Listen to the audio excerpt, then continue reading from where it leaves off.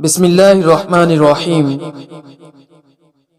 سیدنا ابو ہریرہ رضی اللہ تعالی عنہ بیان کرتے ہیں کہ رسول اللہ صلی اللہ علیہ وسلم نے ارشاد فرمایا، جس نے کسی تنگ دست کو مہلت دی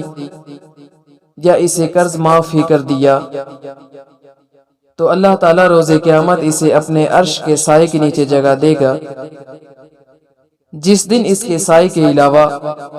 کوئی سایہ نہیں ہوگا۔ اور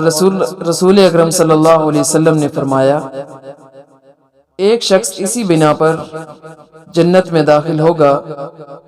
کہ وہ قیمت یا قرض کی ادائیگی کرتے ہوئے اور تقاضا کرتے ہوئے نرمی برتا کرتا تھا، یعنی کہ اچھے حسن سلوک کا مالک تھا۔